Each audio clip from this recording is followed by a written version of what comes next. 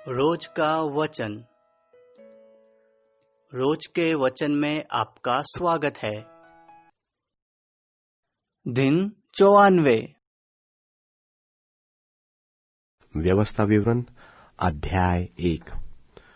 जो बातें मूसा ने यरदन के पार जंगल में अर्थात सूप के सामने के अराबा में और पारान और तोपेल के बीच और लाबान हसेरोत और दिजाहाब में सारे इस्राएलियों से कही, वे ये है। होरेब से कादेश बारने तक सेईर पहाड़ का मार्ग 11 दिन का है। 40वें वर्ष के 11वें महीने के पहले दिन को जो कुछ यहोवा ने मूसा को इस्राएलियों से कहने की आज्ञा दी थी, उसके अनुसार मूसा उनसे ये बातें कहने लगा। अर्थात जब मूसा ने एमोरियों के राजा हेशबोनवासी सिहोन और बाशान के राजा अश्तारोत पासी ओग को एद्रिये में मार डाला, उसके बाद यरदन के पार मोआब देश में वह व्यवस्था का विवरण यो करने लगा कि हमारे परमेश्वर यहोवा ने होरेब के पास हमसे कहा था कि तुम लोगों को इस पहाड़ के पास रहते हुए बहुत दिन हुए हैं, इसलिए अब यहां से कूच करो और एमोरियों के पहाड़ियों के देश को, और क्या अराबा में, क्या पहाड़ों में, क्या नीचे के देश में, क्या दक्षिण देश में, क्या समुद्र के तीर पर जितने लोग एमोरियों के पास रहते हैं उनके देशों को, अर्थात लबानोन पर्वत तक और परात नाम महान नद तक रहने वाले कनानियों के देश को भी चले जाओ। सुनो, मैं उस देश को तुम्हारे सामने किए देता हूं, जिस देश के विषय यहोवा ने इब्राहिम, इसहाक और याकूब तुम्हारे पितरों से शपथ खाकर कहा था कि मैं इसे तुमको और तुम्हारे बाद तुम्हारे वंश को देता हूं, और अब जाकर अपने अधिकार में कर लो।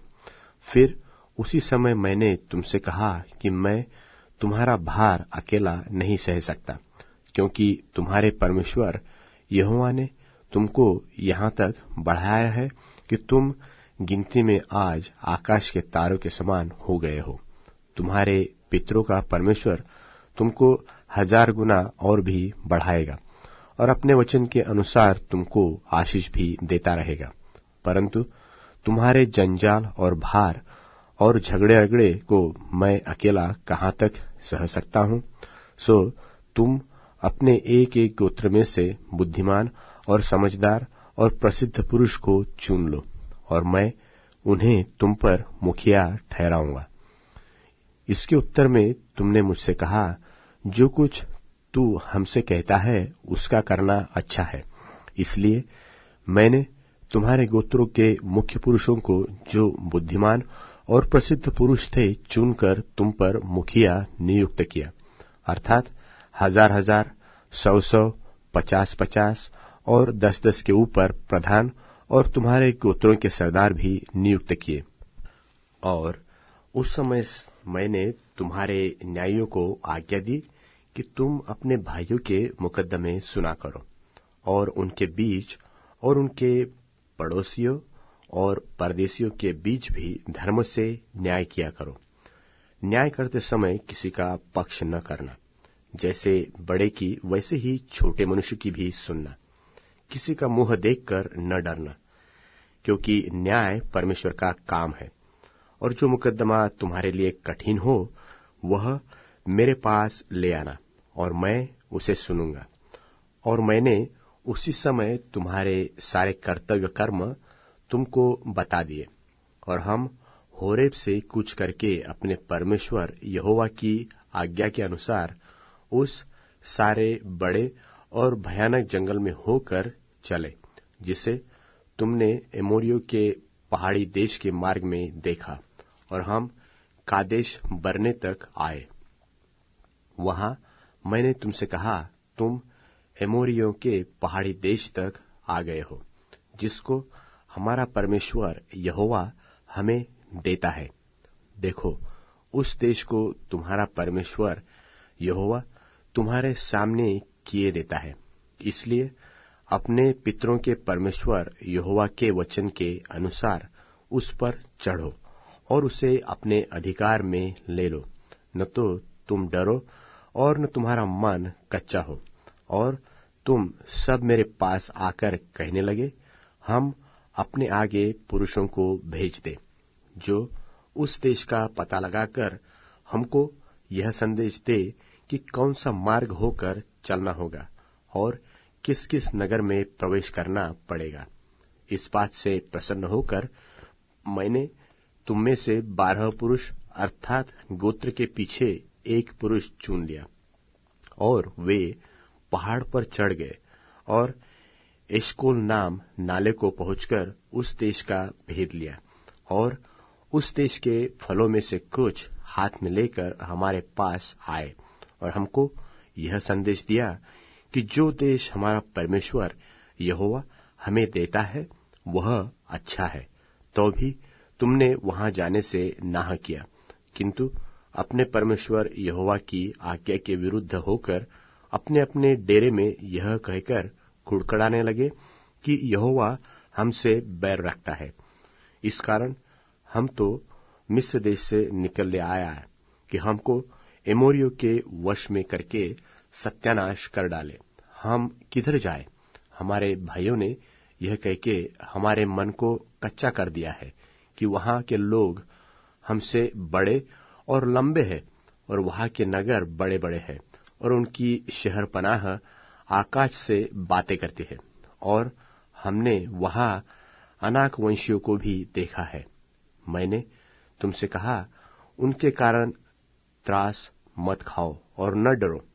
तुम्हारा परमेश्वर यहोवा जो तुम्हारे आगे आगे चलता है, वह आप तुम्हारी ओर से लड़ेगा, और जैसे कि उसने मिस्र में तुम्हारे देखते तुम्हारे लिए किया, फिर तुमने जंगल में भी देखा कि जिस रीति से कोई पुरुष अपने लड़के को उठाए चलता है, उसी रीति से हमारा परमेश्वर यहोवा हमको इस स्थान पर पहुंचाने तक उसके सारे मार्ग में जिससे हम आए हैं उठाए रहा।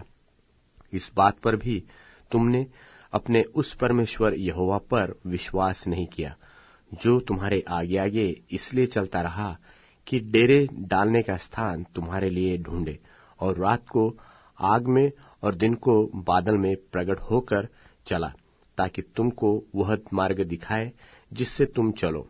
परंतु तुम्हारी वे बातें सुनकर यहोवा का कोप भड़क उठा, और उसने यह शपथ खाई कि निश्चय इस बुरी पीढ़ी के मनुष्य में से एक भी उस अच्छे देश को देखने न पाएगा जिससे मैंने उनके पितरों को देने की शपथ खाई थी।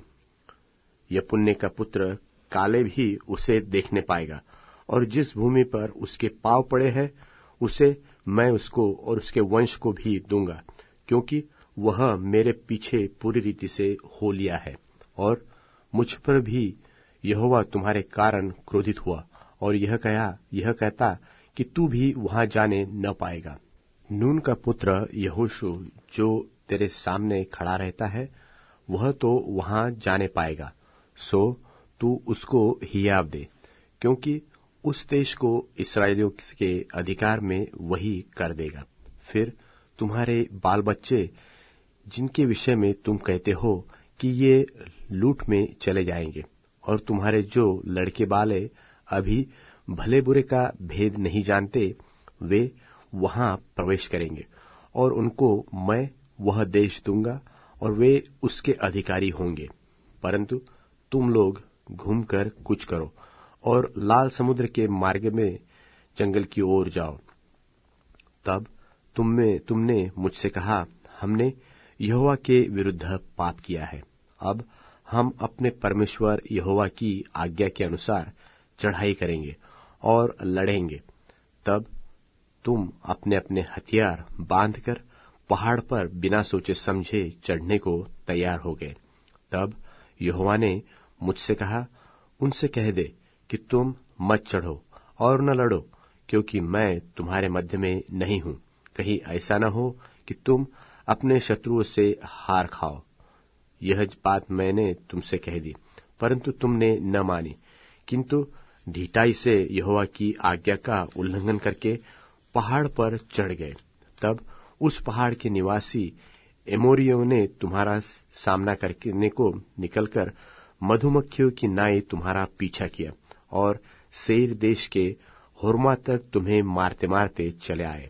तब तुम लौटकर यहोवा के सामने रोने लगे, परंतु यहोवा ने तुम्हारी न सुनी, न तुम्हारी बातों पर कान लगाया, और तुम कादेश में बहुत दिनों तक पड़े रहे, यहाँ तक कि एक युग हो गया।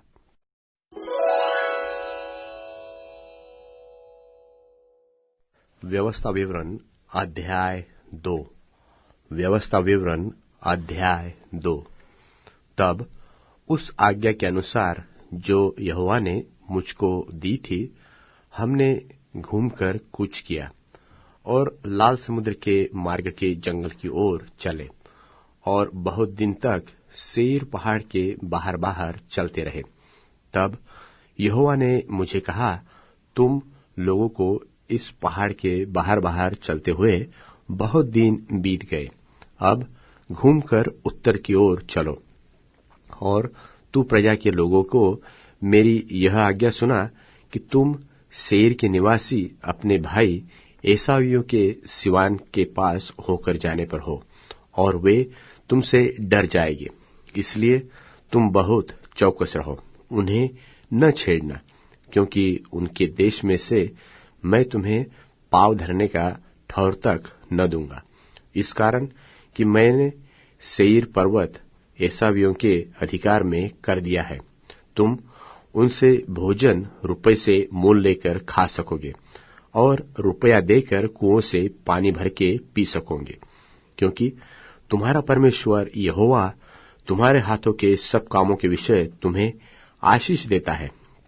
इस भारी जंगल में तुम्हारा चलना फिरना वह जानता है। इन 40 वर्षों में तुम्हारा परमेश्वर यहोवा तुम्हारे संग संग है, और तुमको कुछ घटी नहीं हुई। यो हम सेईर निवासी और अपने भाई एसावियों के पास से होकर अराब के मार्ग और एलत और एस्योन गेबेर को पीछे छोड़कर चले। फिर हम मुड़कर मोआब के जंगल के मार्ग से होकर चले, और यहोवा ने मुझसे कहा, मोआबियों को न सताना और न लड़ाई छेड़ना, क्योंकि मैं उनके देश में से कुछ भी तेरे अधिकार में न कर दूंगा, क्योंकि मैंने आर को लूतियों के अधिकार में किया है। अगले दिनों में वहां एमी लोग बसे हुए थे, जो अनाकियों के समान बलवंत और लंबे लंबे और गिनती में बहुत थे, और अनाकियों की नाई वे भी रपाई गिने जाते थे, परंतु मोआबी उन्हें एमी कहते हैं। और अगले दिनों में सेईर में होरी लोग बसे हुए थे, परंतु एसावियों ने उनको उस देश से निकाल दिया और अपने सामने से नाश करके उनके स्थान पर आप बस गए, जैसे कि इस्राएलियों ने परमेश्वर यहोवा के दिए हुए अपने अधिकार के देश में किया। अब तुम कूच करके जेरेद नदी के पार जाओ। तब हम जेरेद नदी के पार आए, और हमारे कादेश बरने को छोड़ने से लेकर जेरेद नदी पार होने तक 38 वर्ष बीत गए। उस बीच में यहोवा की शपथ के अनुसार उस पीढ़ी के सब योद्धा छावनी में से नाश हो गए, और जब तक वे नाश न हुए तब तक यहोवा का हाथ उन्हें छावनी में से मिटा डालने के लिए उनके विरुद्ध बढ़ा ही रहा। जब सब योद्धा मरते मरते लोगों के बीच में से नाश हो गए, तब यहोवा ने मुझसे कहा, अब मोआब के सिवाने अर्थात आर को पार कर, और जब तू अम्मोनियों के सामने जाकर उनके निकट पहुंचे, तब उनको न सताना और न छेड़ना, क्योंकि मैं अम्मोनियों के देश में से कुछ भी तेरे अधिकार में न करूंगा, क्योंकि मैंने उसे लूसियों के अधिकार में कर दिया है। वह देश भी रपाइयों का गिना जाता था, क्योंकि अगले दिनों में रपाई, जिन्हें अम्मोनी जमजुम्मी कहते थे, वे वहां रहते थे। वे भी अनाकियों के समान बलवंत और लंबे लंबे और गिनती में बहुत थे। परंतु यहोवा ने उनको अम्मोनियों के सामने से नाश कर डाला और उन्होंने उनको उस देश से निकाल दिया और उनके स्थान पर आप रहने लगे। जैसे कि उसने सेर के निवासी एसावियों के सामने से होरियों को नाश किया और उन्होंने उनको उस देश से निकाल दिया और आज तक उनके स्थान पर वे आप निवास करते हैं, वैसा ही अव्वियों को जो अज्जा नगर तक गांव में बसे हुए थे, उनको कप्तोरियों ने जो कप्तोर से निकलते थे नाश किया और उनके स्थान पर आप।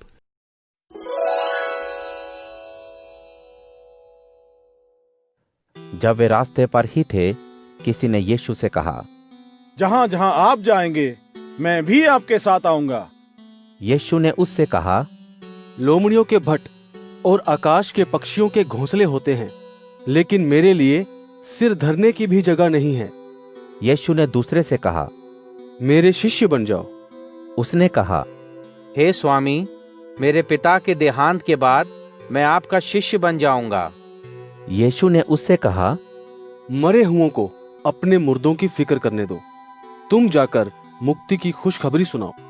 किसी दूसरे व्यक्ति ने कहा, हे स्वामी, मैं आपका शिष्य बन जाऊंगा, लेकिन पहले मैं अपने रिश्तेदारों से मिलकर आता हूं।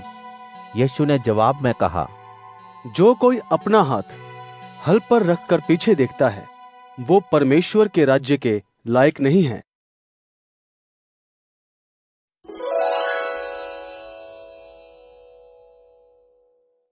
लुका अध्याय 10। और इन बातों के बाद प्रभु ने 70 और लोगों को काम दिया। जिस जिस नगर और जगह वह खुद जाने वाले थे, वहां उन्हें 2-2 करके अपने से पहले उन्हें भेजा। यीशु ने उनसे कहा, पके खेत बहुत हैं, लेकिन काम करने वालों की कमी है। इसलिए खेत के मालिक से विनती करो कि वो अपने खेत काटने को मजदूर भेज दें। जाओ, देखो, मैं तुम्हें भेड़ों के समान भेड़ियों के बीच में भेजता हूं। इसलिए ना बटुआ, ना झोली, ना जूते लो और ना रास्ते में किसी को नमस्कार करो। जिस किसी घर में जाओ, पहले उस घर की शांति के लिए प्रार्थना करो। अगर वहां कोई शांति के योग्य होगा तो तुम्हारी शांति उस पर बनी रहेगी, नहीं तो तुम्हारे पास वापस लौट आएगी। उसी घर में रहो और जो कुछ उनसे मिले वही खाओ और पियो, क्योंकि मजदूर को उसकी मजदूरी जरूर ही मिलनी चाहिए। घर घर मारे फिरते ना रहना। जिस जगह जाओ और लोग तुम्हारा स्वागत करें, जो कुछ तुम्हारे सामने रखें वही खाओ। वहां के बीमारों को अच्छा करो और उनसे कहो, परमेश्वर का राज्य तुम्हारे पास आ चुका है। लेकिन जिस जगह तुम जाओ और वहां के लोग तुम्हें ना अपनाएं, तो वहां के बाजारों में जाकर कहो, तुम्हारे नगर की धूल जो हमारे पांव में लगी है, हम तुम्हारे सामने झाड़ रहे हैं। फिर भी ये जान लो कि परमेश्वर का राज्य तुम्हारे लिए यही है। मैं तुमसे सच कहता हूं कि उस दिन उस नगर की हालत से सदोम की हालत ज्यादा सहने लायक होगी। हाय खुराजीन, हाय बैतसैदा, जो शक्ति के काम तुम में किए गए, यदि वे सूर और सैदा में किए जाते तो टाट ओढ़कर और राख में बैठकर वे कब के मन बदल लेते। लेकिन इंसाफ के दिन तुम्हारी हालत से सूर और सैदा की हालत ज्यादा सहने लायक होगी। हे कफरनहूम, क्या तुम स्वर्ग तक ऊंचे किए जाओगे? तुम तो अधोलोक तक नीचे किए जाओगे। जो तुम्हारी सुनता है वो मेरी सुनता है, और जो तुम्हें ठुकराता है वो मुझे ठुकराता है। जो मुझे ठुकराता है वो मेरे भेजने वाले को ठुकराता है। वह 70 खुशी से वापस लौटकर कहने लगे, हे स्वामी, आपके नाम से भूत प्रेत हमारे गुलाम हैं। यीशु ने उनसे कहा, मैं शैतान को बिजली की तरह आसमान से गिरता हुआ देख रहा था। देखो, मैंने तुम्हें सांपों और बिच्छुओं को रौंदने और दुश्मन की सारी ताकत को तोड़ने का अधिकार दिया है। तुम्हें किसी चीज से नुकसान नहीं होगा। फिर भी इससे खुश ना हो कि भूत प्रेत के ऊपर तुम्हारा नियंत्रण है, लेकिन इससे कि तुम्हारे नाम स्वर्ग में लिखे हैं। उसी क्षण यीशु पवित्र आत्मा में होकर खुशी से भर गए और कहा, हे पिता, स्वर्ग और पृथ्वी के स्वामी, मैं आपका धन्यवाद करता हूँ कि आपने इन बातों को ज्ञानियों और समझदारों से छिपा रखा और बालकों पर प्रकट किया। हाँ हे पिता, क्योंकि आपको यही अच्छा लगा। पिता को छोड़ और कोई नहीं जानता कि बेटा कौन है, केवल पिता। बेटे को छोड़ किसी को नहीं मालूम कि पिता कौन है, और केवल उस जन पर जिस पर बेटा उन्हें प्रकट करना चाहे। यीशु ने पीछे मुड़कर अपने शिष्यों से अकेले में कहा, वे आंखें आशीषित हैं जो वे सब देख रही हैं जो तुम देख रहे हो। मैं तुमसे कहता हूं कि जो तुम देख रहे हो और तुम सुन रहे हो, वो सब बहुत से राजा और नबी देखना मांगते थे, लेकिन ना सुन सके और ना देख सके।